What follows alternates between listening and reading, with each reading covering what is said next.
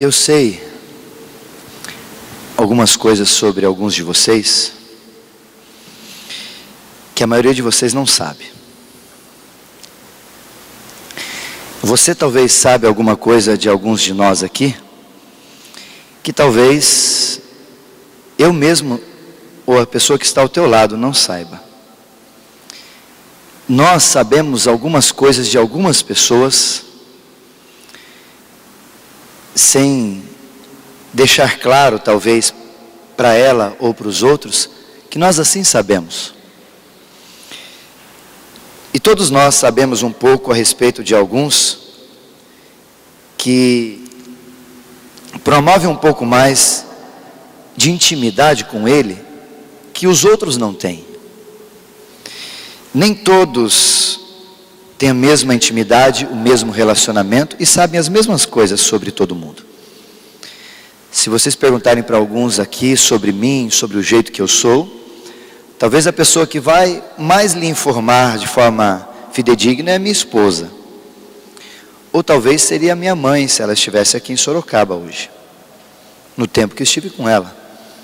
Mas o que você sabe a meu respeito, talvez é superficialidade. É como eu sou, vivo sorrindo. É como eu não gosto de azeitona, ou não posso com azeitona, né? Tenho alergia. E coisas talvez referentes a essas que você possa saber. Mas algumas coisas mais precisas, específicas e íntimas minha, só íntimos meus é quem sabe. E isso nós chamamos de intimidade no relacionamento. E quando a gente olha para os nossos relacionamentos de intimidade, a gente percebe que essa intimidade me proporciona saber de coisas secretas de alguém. A ter passado talvez por alguns momentos onde aquela pessoa sofreu, e por eu ser uma pessoa íntima dela, eu passei junto com ela naquela situação de dificuldade, que talvez ninguém de vocês saiba. Ou talvez eu passei por um momento de felicidade que ela estava tão cheia de graça, que a pessoa que ela chamou para conversar, fui eu. E vocês nem sabem disso. Com Deus, o relacionamento também precisa ter essa esfera de intimidade.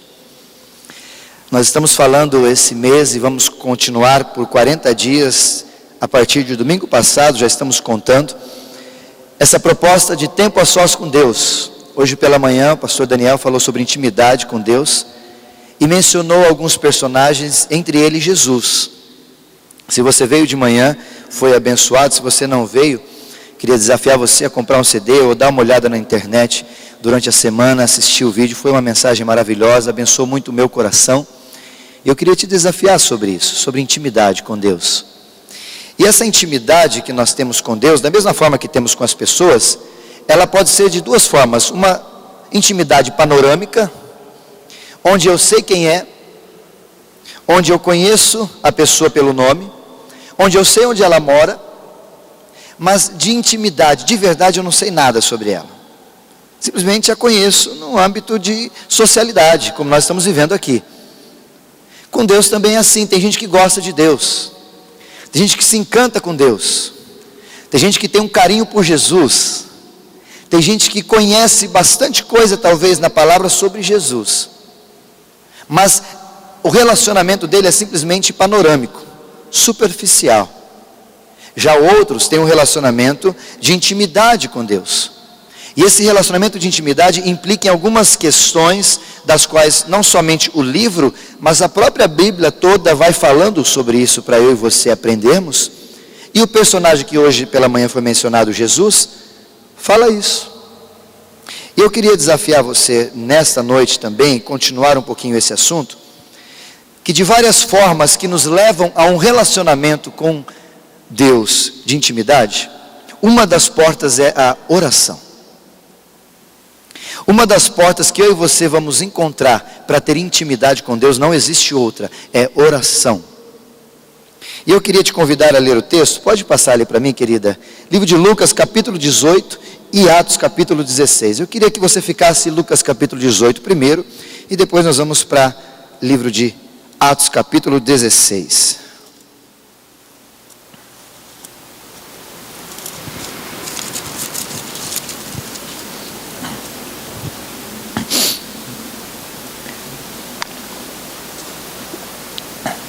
Se você estiver com a sua Bíblia, risque esse versículo aí, grife o melhor, né, da sua Bíblia, compartilhe com quem está do teu lado, caso ele não está com Bíblia.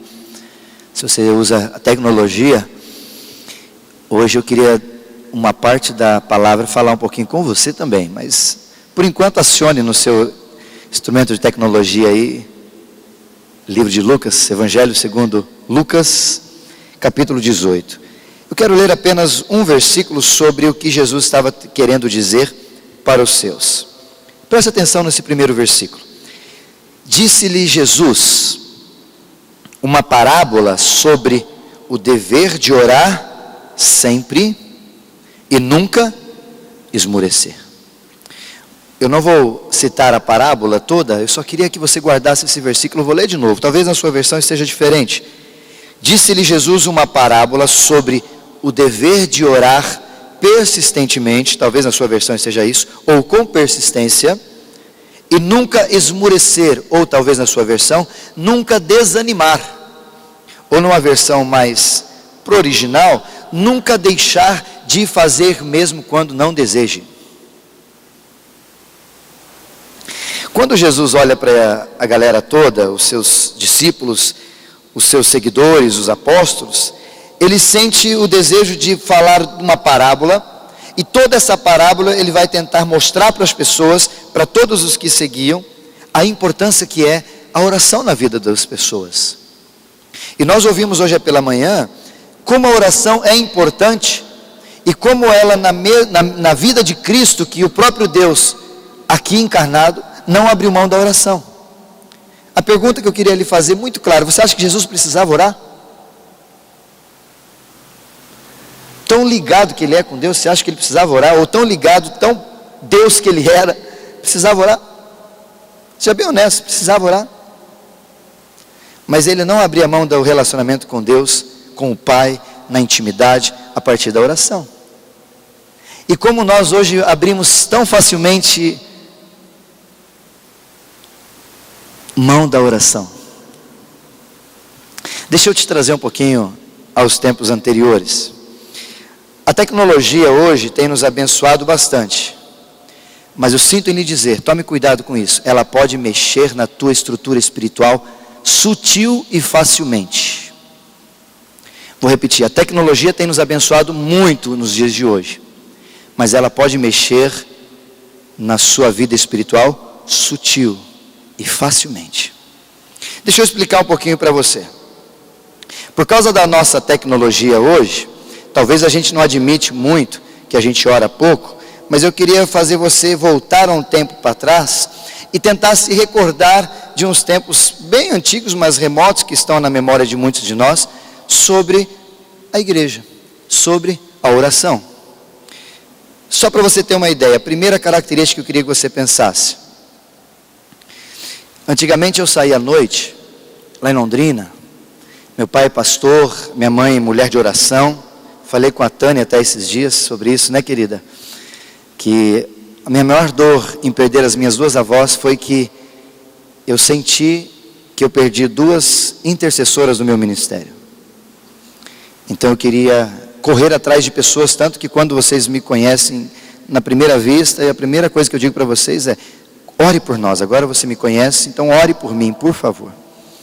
E as minhas duas avós, tive o prazer de fazer o velório delas. Entenda o prazer, porque foram mulheres maravilhosas, descansaram no Senhor, e isso me dá alegria de olhar para o texto da palavra, quando diz: a morte de um desses é lucro, é bem-aventurado, é brinde para o Senhor lá em cima. E eu conversava com a Tânia sobre isso, sobre os nossos intercessores. E quando lá em Londrina, Tânia, eu saía à noite, a gente tinha horário para voltar. Que hora que a gente tinha que voltar? 10 horas, não é?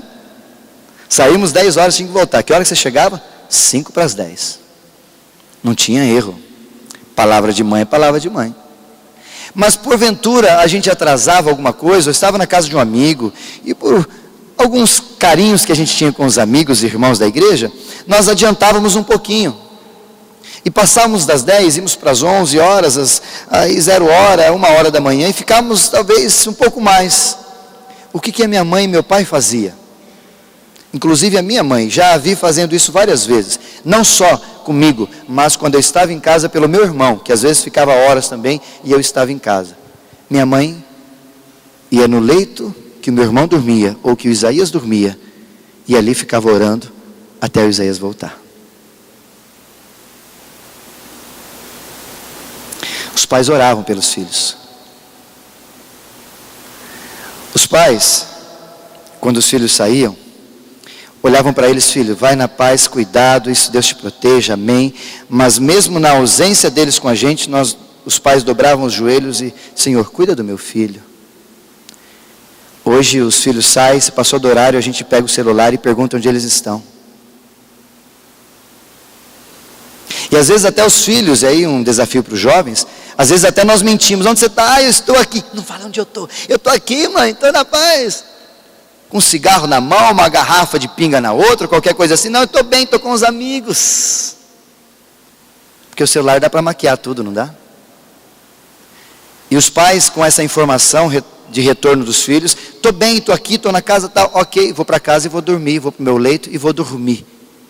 Antigamente, sem celular, a gente não dormia, os pais não dormiam, os meus pais não dormiam, eles oravam. Hoje os pais não oram mais, eles mandam celular, mandam segurança, ou mandam alguém correr atrás dos filhos, para eles poderem dormir. Oração foi embora, Tânia, não oramos mais. Deixa eu te dar o segundo exemplo. Quando a mulher ficava grávida, ou tinha intenção de engravidar o casal, os dois ficavam orando, um do lado da cama, outro do outro lado. Eu quero menino, a outra: eu quero menina. E ficavam orando ali, e orando: Senhor, tenha misericórdia da nossa gestação, a menina que vier, ou o menino que vier, não importa qual seja o sexo dele, mas que seja do Senhor. E insistiam, e é tempo de oração antes da gestação, na gestação, depois da gestação. Eu me recordo que minha mãe dizia para a gente, quando éramos menores, de que ela orava muito pela minha vida, para que eu pudesse não somente crescer com saúde, com alegria, mas acima de tudo, que eu pudesse ter no meu coração o desejo que meu pai tem. E ela fazia isso antes de eu nascer, orava. Hoje a tecnologia está tão avançada que, se você quiser determinar o sexo do filho, está quase podendo já. Eu quero que meu filho seja assim, então você faz assim, você faz assim, você faz assim. Senhor, eu queria um homem. Não ora mais, liga para o médico. Entra na internet: como fazer homem, Maurício. Como fazer mulher. Técnicas e mais técnicas. Cadê a oração?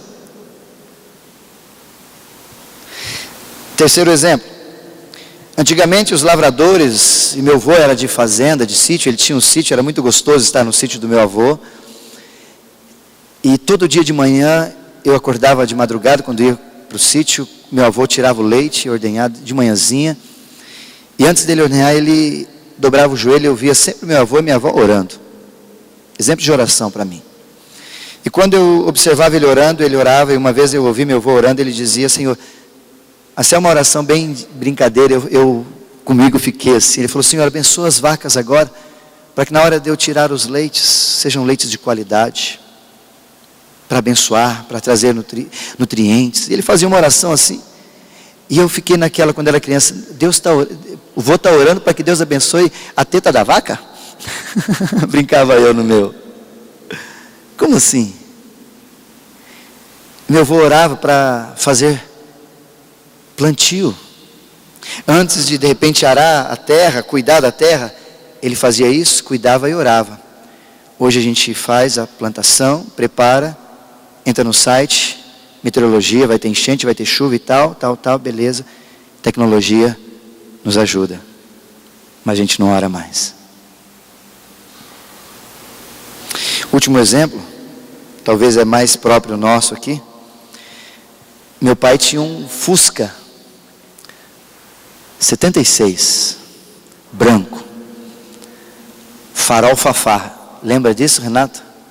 Lembra dessa sigla, Fafá, aquele redondinho? Acho que era isso, ano 76. Com vidro fumê, não existia nem filme na época, fumê.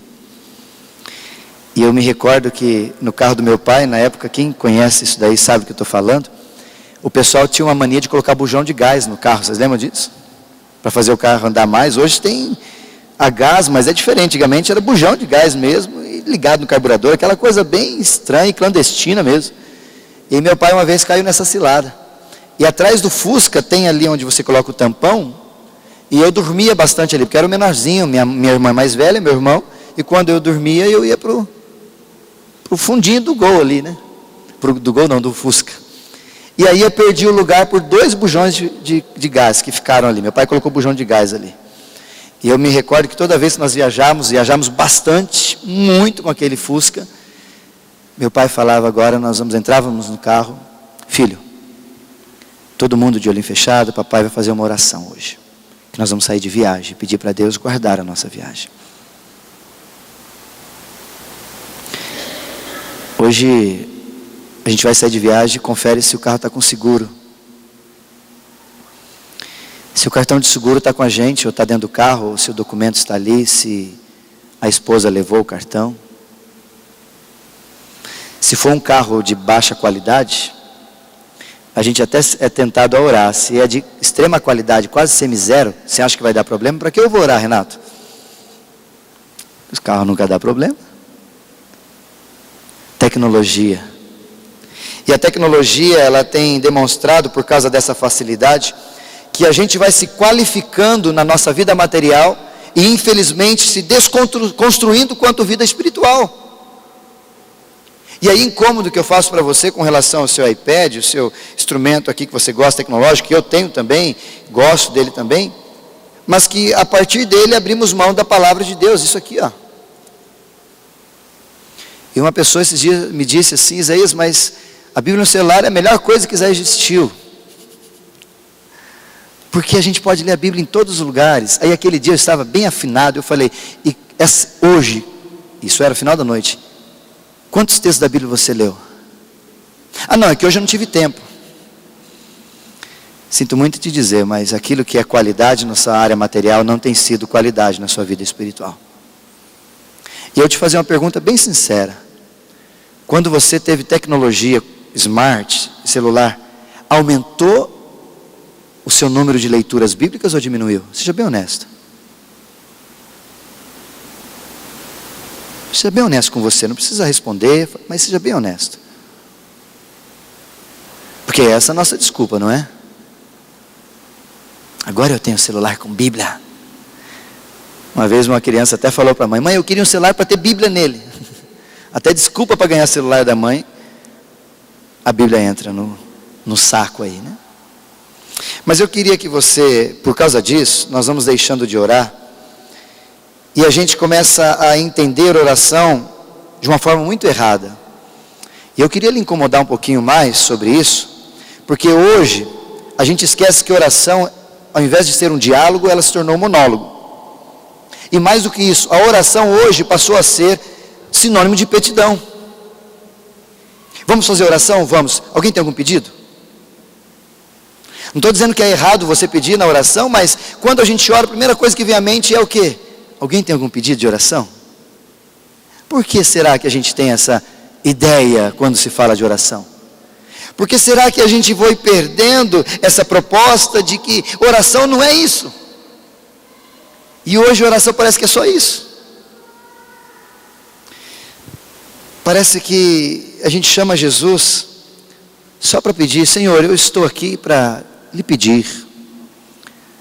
Não que seja errado pedir, a própria palavra de Deus sugere: pedi e não recebeis porque pedis mal, e ensina-nos a fazer isso e tal. Mas a oração se resume a só isso. Deixa eu te incomodar um pouquinho. Nós não sabemos como orar, e eu queria lhe fazer algumas considerações sobre isso de oração. Primeira consideração, terceira essas considerações. Infelizmente hoje as orações só surgem geralmente de uma queixa. Vou repetir, as orações hoje só surgem geralmente de uma queixa, infelizmente, só. Não que seja errado você orar numa queixa, mas só surgem daí. Como por exemplo, quando alguma coisa sai fora do meu controle, como alguma coisa sai fora do lugar onde eu gostaria que estivesse, e alguma coisa saiu da minha história e eu começo a orar: Senhor, por exemplo, Maurício, foi mandado embora. Aí eu começo a orar, não é? Por que eu fui mandado embora, Senhor? Por que você não orou antes de você mandar embora? Porque hoje as nossas orações, infelizmente, surgem muito que geralmente a partir de queixas. Segunda consideração, nós falamos com Deus nas nossas orações hoje, para Deus como um Deus na tentativa de fazer ou de dizer a Ele o que fazer. Já viram isso? Senhor, faz isso na vida do irmão, faz isso na vida daquele irmão. Não que isso seja errado você pedir para Deus e dar algumas possibilidades ou sugestões, mas o problema é que hoje nós estamos com algumas palavras no sentido: Senhor, o Senhor é obrigado a me responder. Já ouviram isso? O Senhor tem obrigação a me atender. Senhor, o Senhor tem que me restituir tudo, é obrigação sua. Ah, se o Senhor não fizer, eu vou chamar um juiz maior que o Senhor, para te colocar num júri e mostrar para o Senhor que o Senhor está enganado. Nós temos, infelizmente, nos dias de hoje, a petulância de falarmos para Deus ou com Deus, numa tentativa às vezes de dar soluções para a vida. Senhor, eu acho que o Senhor não está sabendo administrar direito esse mundo. Então, humildemente venho lhe dizer que o Senhor precisa fazer diferente. Olha a gente falando com Deus. Antônio Gerson, já pensou assim? Mesma coisa que o nosso filho chegar para a gente: pai, o senhor está errado, pai não é assim. Terceira consideração, as orações hoje estão resumidas infelizmente em só, quando as nossas atitudes são facilmente ou não são facilmente atendidas ou não compreendidas, e nós insistimos achando que Deus não nos ouve. Como por exemplo, Deus já respondeu sua oração porque a Bíblia já diz o que você precisa fazer, e você continua insistindo em sua oração, achando que Deus vai te responder o contrário do que a Bíblia diz, e você dizendo: não, mas Deus não respondeu ainda a minha oração. Ele já respondeu, está aqui, ó. Ou Ele já respondeu a partir de alguma coisa, mas porque não é o que você quer, você insiste em orar, em orar, em orar, e Deus já te respondeu. E nós ficamos só nessa. E a quarta e última consideração é que quando nós semelhamos a Deus como nosso Papai Noel, o gênio da lâmpada mágica, como se Deus fosse obrigado a atender os nossos desejos, nos poupar dos sofrimentos e nos suprir de todas as nossas necessidades. Talvez eu e você já fizemos orações assim, que só contemplam essas palavras e essas afirmações, das quais, quando olhamos para Deus, a figura que nós temos de Deus é simplesmente para nos atender, ou para dar uma direção, ou porque não estou compreendendo, ou algo desse tipo. Mas eu queria dizer para você que não é que isso esteja errado, mas a oração em si não é só isso. Oração vai mais além do que isso. E para mim, a oração que gera intimidade com Deus é uma oração que, primeiro, é uma oração que reconhece quem é Deus e quem eu sou. Quem é o Deus, Rei do Universo, o dono de tudo isso, e quem sou eu? Pó. Oração que gera intimidade tem que ter esse conceito. Porque às vezes nós tratamos Deus como se fosse amiguinho aqui do lado. E aí alguns jovens às vezes entendem: ah, mas a Bíblia diz que eu posso chamar de paizinho querido e tal, tal. Pode, se você quisesse utilizar essas palavras, faça. Mas tenha total intimidade com Deus. Intimidade com Deus. E a grande dificuldade é que hoje, infelizmente, nós não reconhecemos, como o Salmo 115, não a nós, Senhor, não a nós, mas a Tua glória. Nós falamos: Senhor, olha aqui para mim. E parece que tratamos Deus como qualquer pessoa. Cuidado. Deus continua sendo Deus e Ele é Deus. E a oração de intimidade tem que ter esse reconhecimento. Deus é Deus e eu sou pó. Deus fizer assim, ó, já foi, Kiko. Segunda consideração que uma oração de intimidade tem que ter, é que eu preciso negar a minha vontade pela vontade de Deus. Isso não é oração de intimidade. O que tem a ver isso, Isaías? Lembra quando Jesus, lá no livro de Mateus, capítulo 6, ensina-nos a oração do Pai Nosso? Ele diz: que faça-se a tua vontade, assim na terra como nos céus. Ou se você quiser um pouquinho mais o exemplo, lá no livro de Lucas, capítulo 22, versículo 42, quando Jesus, dizendo na sua oração no Getsemane, ele diz assim: Senhor, afasta de mim esse cálice, porém que seja feita a tua vontade. A oração de intimidade, ela precisa gerar em mim e você o negar-se a si mesmo e dizer: Senhor, que a tua vontade prevaleça. Isso é oração de intimidade. Isso é oração de intimidade. Terceira consideração. Oração de intimidade é aquela que promove no meu e no teu coração compreender que não necessariamente as circunstâncias mudam, mas eu mudo quando tenho oração de intimidade. Como assim? Vou lhe levar lá a Filipenses, nós lemos bastante Filipenses capítulo 4, volta nesse texto aí de Filipenses capítulo 4, por favor.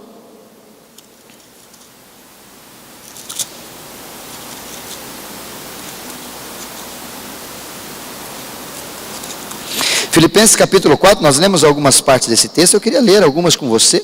Olha que interessante, capítulo 4, versículo 6, olha o que diz: não andeis ansiosos por coisa alguma, quanto que, em tudo porém, sejam conhecidos diante de Deus as vossas petições pela oração, pela súplica, com ações de graça. Ou seja, está com situação difícil? Conversa com Deus. Se for para pedir, pede, fala: Senhor, a situação está ruim, não é problema pedir. Mas essa terceira consideração, ela está no versículo 7, quando diz: e a paz de Deus, que excede a todo entendimento, guardará o vosso coração e a vossa mente em Cristo Jesus. O texto está dizendo, e assim que você terminar de orar, as circunstâncias vão ser transformadas.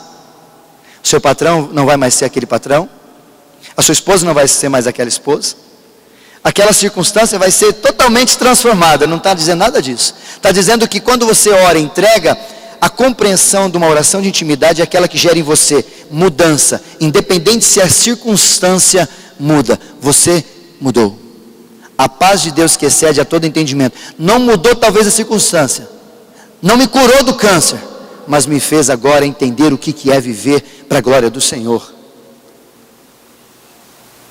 Alguns jovens conheceram, e eu até vou aprofundar um pouquinho isso no mês que vem, um grande amigo meu, pastor Neto,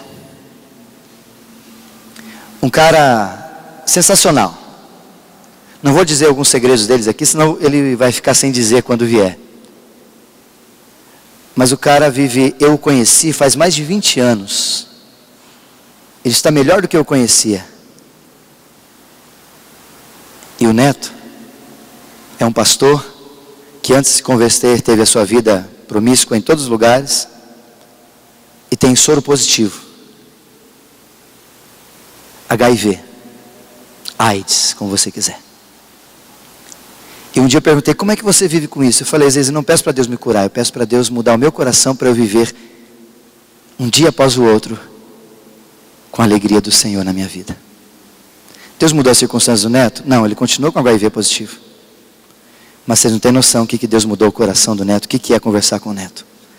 Talvez ele é mais sadio dentro, como gente, como homem, do que muitos que são na estrutura da carne. E ele na carne luta contra a vida ou contra a morte todo dia. Quarta consideração: oração de intimidade é aquela que tem um diálogo com Deus rumo à profundidade. O que isso tem a ver?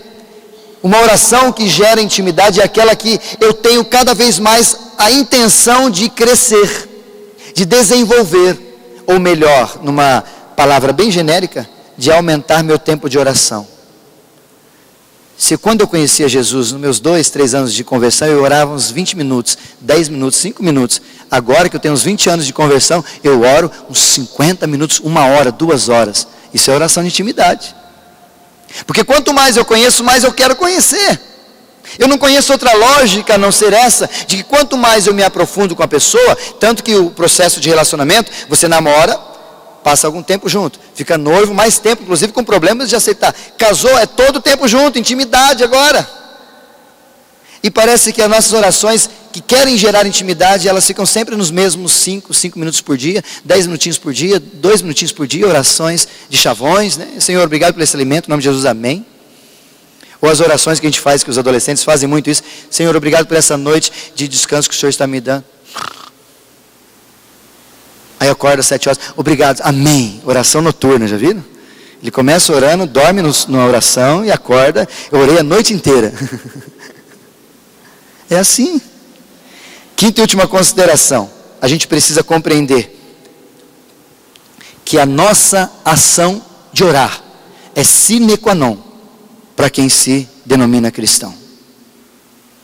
Não existe ou fórmula mágica ou outro caminho. Quer ser cristão? Gaste tempo em oração. Às vezes, mas eu não sei orar. Ninguém está dizendo para você vir aqui fazer uma oração, como o pastor disse semana passada, excelentíssimo, ou qualquer coisa assim, como fala-se com um amigo, ou algo assim. Não. Mas o fato é que não dá para abrir mão da oração se você quer ser um cristão. Até porque aquele que nos ensinou e é referência para nós, não abriu mão. E não é de uma oração de chavão. É uma oração de tempo de intimidade, tempo que eu vivo com Deus. E aí eu quero fazer uma crítica aos homens. Por favor, homens, olhem para mim e me colocam no mesmo banco que vocês. Visitei muitas igrejas já, orando, pregando, conversando, visitando com meu pai. E todos os lugares eu já vi círculos de oração. Na maior das populações do círculo de oração só tinha mulheres. Eu não vi retângulo de oração para homens, triângulo de oração de homens, quadrado de oração de homens, ou como nós gostamos, clube do bolinha de homens de oração. Vocês já viram isso? Desperta Déboras é do quê? Oração das mulheres, das mães para com os filhos. E estatisticamente é provado que as mulheres oram muito mais do que os homens. Por quê? Qual a diferença? Em homens, sua esposa ora mais que você? Coisa feia, irmão. Além de você ter que orar, não mais ou menos, não é a competição, você tem a obrigação sacerdotal de ser o sacerdote da tua casa. E aí? Como você lida com isso, em relação à oração com a sua esposa, com a sua família? Mas o fato é que nós oramos muito pouco. Depois dessas considerações, de que nos incomoda bastante, e a intenção é essa, te incomodar, não é nenhuma indireta, é uma direta mesmo para o povo de Deus que quer ser cristão autêntico e que tem que levar a sério a oração, é que eu queria lhe incomodar sobre Paulo. Às vezes vai começar a pregar agora. Não vou começar a pregar, fica tranquilo. Fica na paz. Você vai ficar mais arrepiado, você vai começar a orar agora. Aí você vai ficar mais bravo ainda. Porque minha lista de oração tem uns pedidos aqui que é brincadeira. Mas eu queria desafiar você sobre Paulo. Como que Paulo olhava para a oração? E eu queria te chamar a atenção, abra a tua Bíblia em Atos capítulo 16.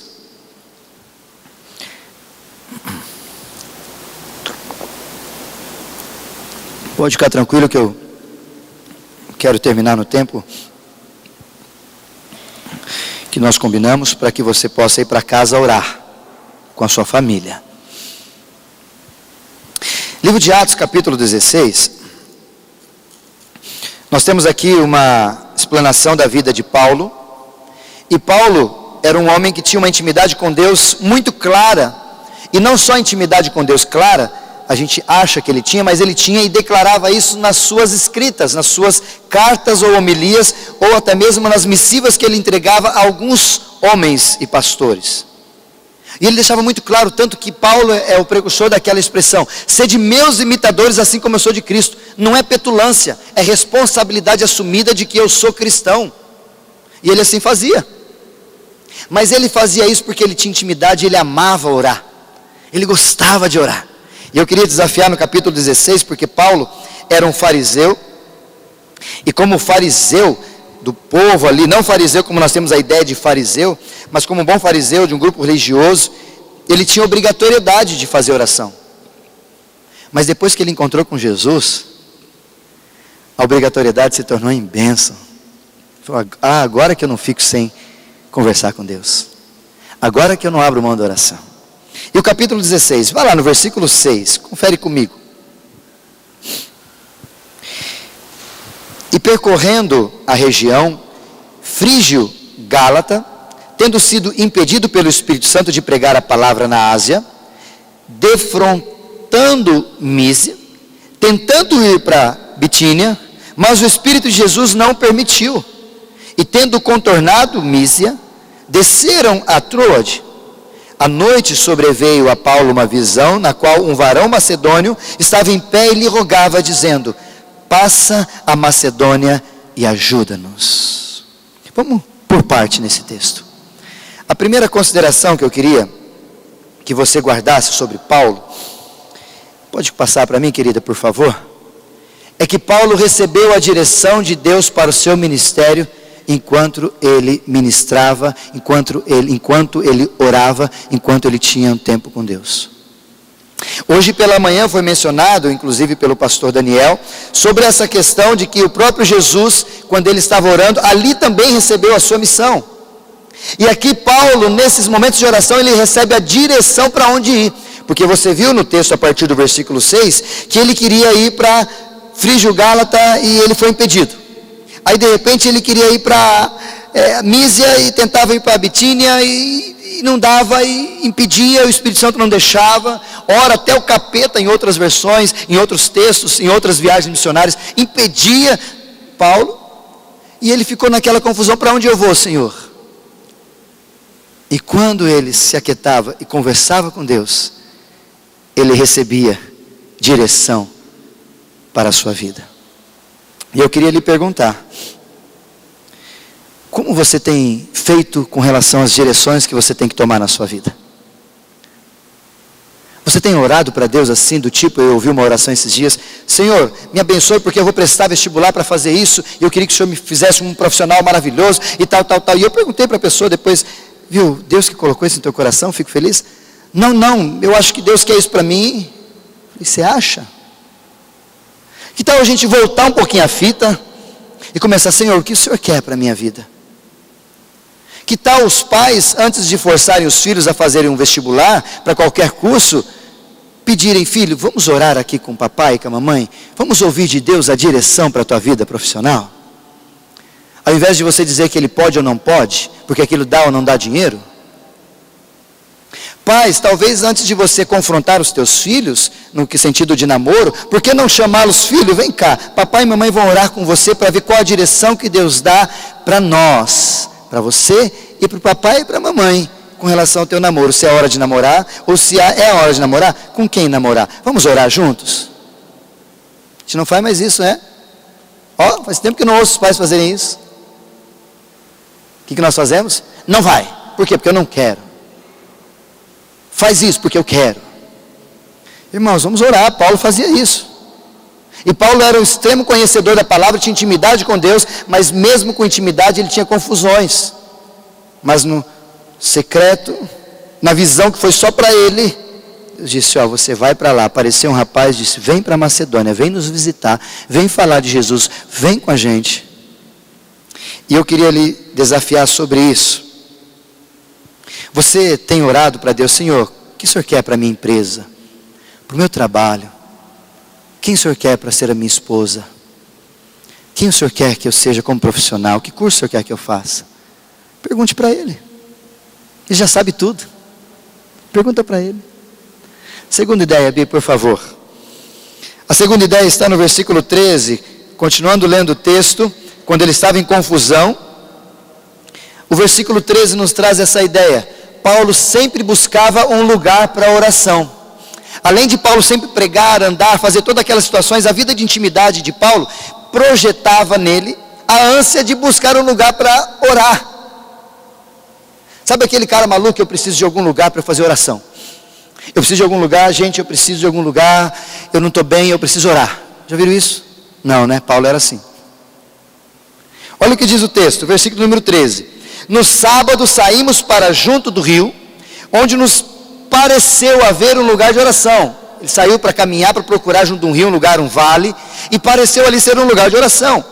E assentando-nos, falamos às mulheres que para ali tinham concorrido. Eu ia orar, eu ia para um lugar de oração, mas tinha gente ali, então vamos orar junto. Vamos conversar todo mundo junto. E Paulo continuava procurando sempre essa questão de oração, de buscar o lugar onde ele podia ter oração. Jesus fazia isso, o pastor Daniel hoje pela manhã falou. Ele saía de um lugar para retirada e falava: agora eu vou orar, gente, dá licença, eu vou orar. Ele buscava um lugar no barco para orar. Ele buscava um lugar, talvez numa casa, para orar. E eu fico pensando que Paulo entendia a necessidade diária de oração.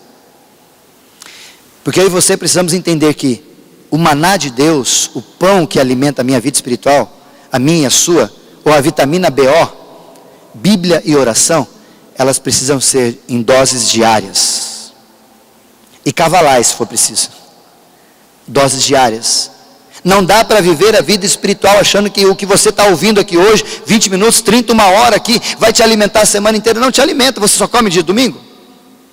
Você almoçou hoje bem, só isso que você vai ficar o resto do dia, Mateus? Segunda-feira no almoço, terça. É assim? Se você fizer isso, você vai morrer de inanição. E por que a tua vida espiritual pode morrer de inanição? Todo dia, Bíblia e oração. E eu fico imaginando, e aí eu queria te perguntar, você tem um lugar para onde você vai para orar? Segundo Mateus capítulo 6, versículo 6, Jesus diz, quando orares, faça o quê? Entra no teu quarto. Nós temos na nossa casa sala de TV. Nós temos na nossa casa sala de jantar. Nós temos na nossa casa sala de dormir, ou quarto de dormir, como você quiser. Nós temos na nossa casa cozinha. Nós temos na nossa casa varanda, sacada. Nós temos na nossa casa feito pelo arquiteto, porque eu pedi para ele lugar para lavar as coisas, lugar de despensa, lavanderia. Por acaso você já viu uma planta? Eu quero um lugar de oração, uma salinha onde eu só vou orar. Já viu isso em alguma planta? Tem arquiteto aqui, já fizeram isso para alguém? Ah, mas toda a minha casa é de oração. Ah, para cima de mim, menininho. Que lugar que você usa para você orar? E aí uma pessoa me disse esses dias, e eu queria desafiá-lo com muito carinho e amor. Falou assim, Isaías, eu uso muito a oração no meu banheiro. Porque ali eu fico quietinho. Né? Talvez você já fez isso, já fiz isso várias vezes. Vou orar, eu vou pro banheiro, Alex. Porque ali ninguém me incomoda, bate na porta, no máximo não respondi, eu estou ali, né? Maravilha, estou orando. Mas eu queria desafiar você a entender e fazer com que as pessoas ao seu redor entendam que a oração faz parte da tua vida tão grande, que se você disser para ele, eu estou indo orar, pai, mãe, ou pai, esposa, eu estou indo orar, eu gostaria de não ser interrompido, combinado? Cara, se você tiver essa autoridade, você não precisa ir no banheiro. Você pode ir para o quarto, você pode ir para a sala, você pode ir para qualquer lugar que as pessoas vão te respeitar, porque você é alguém que ama orar, como Paulo tinha, ele procurava um lugar, e aquele lugar era de oração. Eu me recordo numa história de vários pensadores bíblicos, John Wesley e outros tais, que eles tinham um lugar de oração, e naquele lugar ele dizia uma frase, ninguém me incomode enquanto eu estiver orando. E um desses, fazendo as suas orações, a rainha da Inglaterra veio atrás dele, e bateram toda aquela comitiva, e bateram lá, e a empregada abriu a porta, mas, nossa, ele disse para eu não incomodar ele. Aí ela bateu na porta, ele abriu a porta, eu estou orando. Fechou a porta, ela voltou, ele está orando. O que eu falo para a rainha está aqui? Voltou, bateu pela segunda vez, eu já disse que eu estou orando, não quero ser interrompido. Aí antes de fechar a porta, colocou o braço e disse assim, mas é uma pessoa importante. Aí ele disse assim, é Jesus que está lá querendo falar comigo? Não, então não é importante. Diga que quando eu terminar eu vou atender. Essa pessoa foi lá na porta e disse para a rainha da Inglaterra, ele está orando, não pode atender agora. Só pode esperar. Aí o cara ficou abismado, bravo, o mensageiro. E chegou para a rainha e falou, ele não pode falar, mas é por isso que eu vim aqui. Porque esse homem é um homem de respeito, um homem que ora e um homem que tem autoridade naquilo que ele acredita. Eu vou esperar o quanto for preciso para falar com esse homem. Talvez está faltando um pouco de autoridade nossa. E se correr para o banheiro, corre não, vai para a sala. Fala, agora aqui virou um altar de oração. Procura um lugar na tua casa de oração. Fala, aqui vai virar um lugar de oração. O leito da minha casa, no meu quarto, vai virar um lugar de oração. Garanto para você que Deus vai fazer maravilhas se você começar a sair do banheiro para orar. Terceira e última característica que eu queria que você pensasse. E penúltima, por favor, querida, isso. Paulo frequentava o lugar de oração. No versículo 16, o texto diz assim, e aconteceu que indo nós para o lugar de oração, nos saiu ao encontro uma jovem possessa de espírito adivinhador, a qual, adivinhando, dava grande lucro aos seus senhores. Vou parar por aí, mas eu queria que você lesse depois. A ideia desse texto é que Paulo, além de ter o momento dele, ele ainda gostava de ter momentos em oração com outras pessoas, como estamos fazendo aqui. Ele gostava de ir a um lugar onde as pessoas oravam, ele queria estar junto, porque ele entendia que a oração não é só eu fazendo, mas as pessoas por mim, e a gente fazendo uma coletividade, numa oração de intercessão, num clamor ou algo assim. Ele queria participar disso, faz bem danado, você sabe disso. Mas infelizmente, deixa eu lhe fazer uma pergunta. Quais são as reuniões que são menos frequentadas? Reunião de oração, não é? Vigília, quantas pessoas tem? A igreja cheia. A gente não gosta muito de frequentar momentos de oração, parece. Não sou eu que estou dizendo. É estatística de quando você vem na igreja numa vigília. E não mais que isso, é estatística de quantos jovens aí, um desafio para vocês, pedem vigília. O pastor de vocês aqui está falando como palavra pastoral, nós fazemos vigília aqui, uma vigília bem diferente. A nossa vigília, ela acontecia aqui, nesse lugar, nós tínhamos um roteiro de vigília, de oração. Por que um roteiro? Porque a gente dá desculpa que a gente não tem muito pedido. Então nós vamos arrumar esse problema, resolvê-lo. Aqui tinha o Santo dos Santos, que era o quarto secreto, que eu orava aqui. Tinha uma cruz só ali, a ideia. Naquele canto a gente colocou alguns pedidos de oração, por exemplo, famílias, e você colocava a sua família e orava. Nesse canto nós colocamos os presbíteros, diáconos, líderes da igreja, pastores. No outro cantinho nós colocamos ali mesa diaconal com os seus afazeres, a ação social da igreja. No outro canto missões, semipes e tal, colocamos tudo isso, está lá tudo na minha mesa, lá guardado, tudo no meu arquivo. Ali no canto colocamos adolescentes, no outro canto jovens para você colocar, e vários pedidos assim para você ir fazendo um roteiro. E ter oração para você ficar, se você quiser, umas 2 horas aqui orando, sem falta, com muito assunto. E aí eu pergunto para vocês, eu não recebi nenhum jovem perguntando para mim, quando vai ter de novo vigília? Por quê? Quando vai ter acampamento de novo? Ouvi bastante. Quando vai ter cachorrão de novo? Ouvi bastante. Quando a nossa banda vai tocar? Ouvi bastante. Quando vai ter uma vigília para a gente orar? Não ouvi nenhuma vez. E o texto continua dizendo que quando eles foram para o lugar de oração, um ser humano endemoniado foi lá encher o saco deles. Até parece que quando a gente vai para a igreja, alguém enche o saco assim. Não estou dizendo que quem enche o saco sempre é um endemoniado, né? Mas aqui no texto, Paulo estava indo para o lugar de oração, e um endemoniado apareceu, e olha lá, ele fazia isso várias vezes. Isso repetia por muitos dias. E então Paulo, versículo 18, já indignado, voltou-se para o Espírito, falou, não aguento mais você, parou, acabou. Olha o que ele disse. Em nome de Jesus Cristo, eu te mando, retira-te dela. E na mesma hora saiu. Quando você vier, e aqui você aprende, para um lugar de oração, várias existências vão surgir sobre a tua vida, meu irmão. Agora, o que você vai fazer com ela, não é culpa de Deus, é só sua. Ah, eu não vim na igreja porque eu estava cansado, um monte de resistência a gente cria. Claro. Agora, para ir no lugar de oração, para quem tem intimidade, todas as outras são desculpas, mas para quem tem intimidade, é oportunidade. Eu e minha esposa, nós temos um objetivo. E aqui eu vou encerrar. Nós somos muito hospitaleiros, melhor, né? Eu falei isso aqui semana retrasada. De lá para cá eu hospedei umas 7, 8 pessoas em casa já. 15 dias, né, meu anjo? Veio uma família no sábado de manhã passado, não ontem, no outro. Ficaram até quarta, 3 pessoas.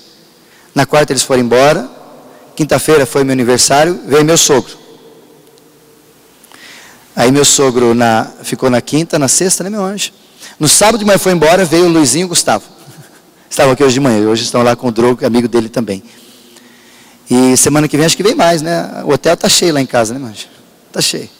Eu gosto muito de receber as pessoas em casa. Gosto. Mas eu tenho uma regra, minha esposa, acordados entre nós. No começo ela não gostou muito não, eu falei, não, mas vai ser assim, entendendo você ou não. Se estiver na minha casa, vai para a igreja comigo.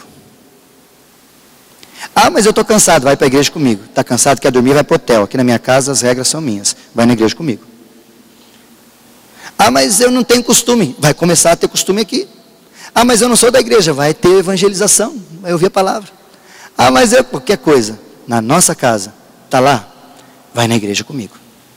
E eu acordo todo mundo. Hoje cedo vieram os 2 aqui. Minha esposa vieram aqui. Cedo, aqui todo mundo. Vai na igreja. Ah, mas eu estou cansado. Eu vou à escola dominical na minha igreja. Mas está na minha casa. Vai na igreja comigo.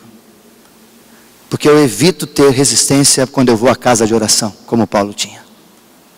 E por último, obrigado Bi, por favor, Paulo orava em qualquer lugar.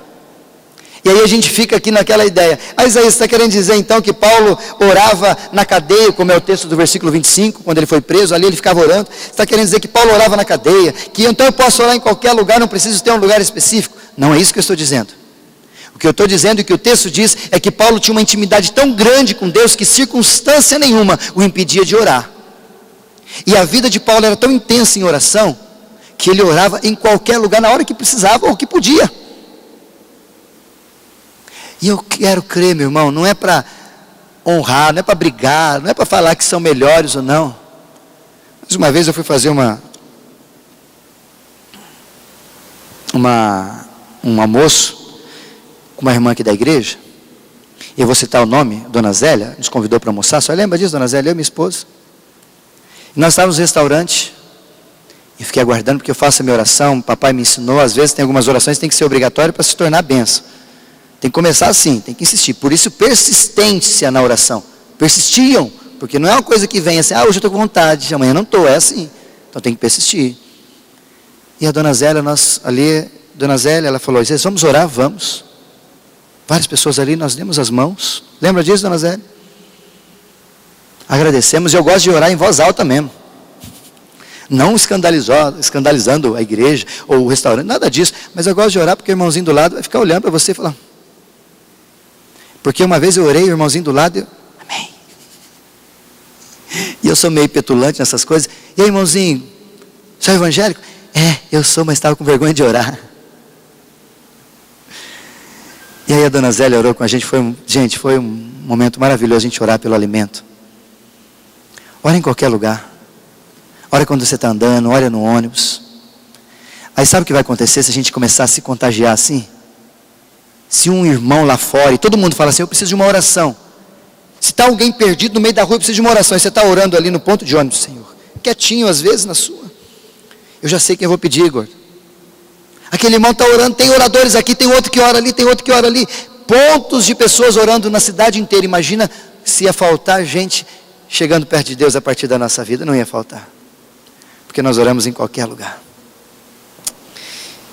E eu queria te perguntar para a gente encerrar. Você ora, e você sabe que você ora pouco.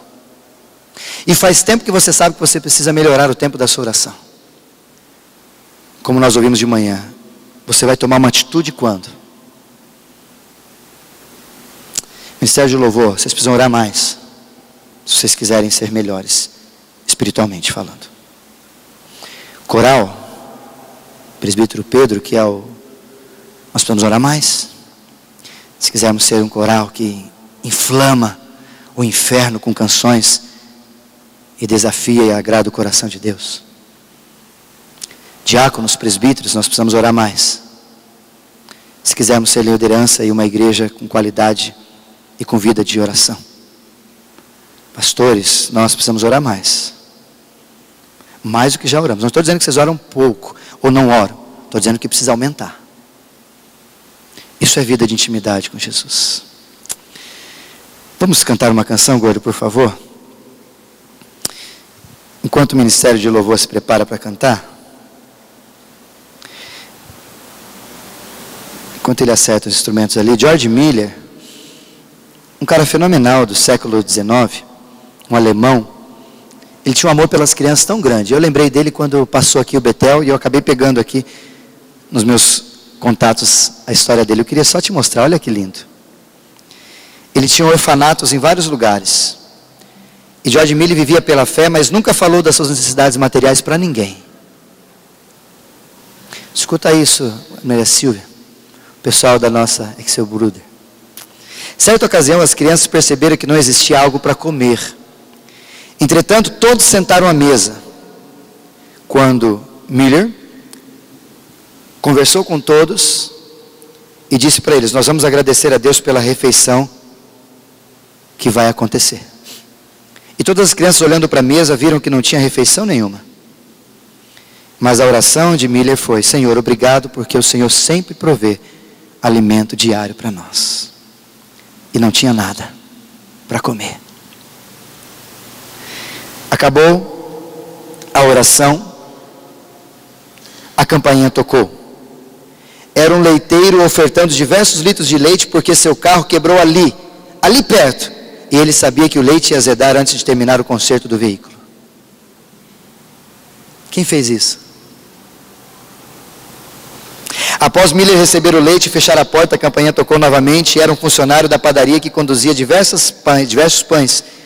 Pois o padeiro, percebendo que os fregueses não o comprariam, porque estavam um pouco queimados, passando um pouquinho do ponto, ofertou-os a esse lugar onde Miller estava. George Miller, naquele momento, começaram a tomar o seu café da tarde, sua refeição, porque Deus tinha provido, fruto de uma oração. Deus quer fazer grandes coisas na nossa vida, mas a gente precisa dobrar o joelho para orar. Se você não entende, desafio você, toma uma meta nessa semana, fala, eu vou mudar, eu vou fazer um desafio de oração, eu quero ver se esse negócio funciona. Rapaz, você não tem noção do que a oração faz na vida de um homem. O sol para, porque alguém orou. Chuva cai, porque alguém ora.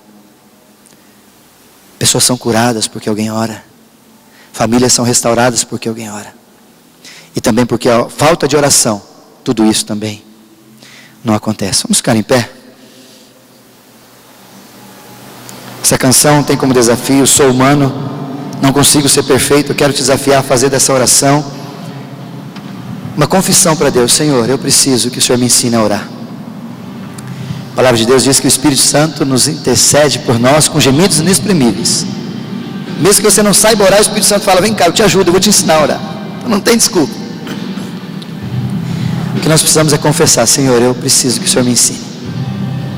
Eu oro pouco, sou humano, mas quero aprender a orar mais.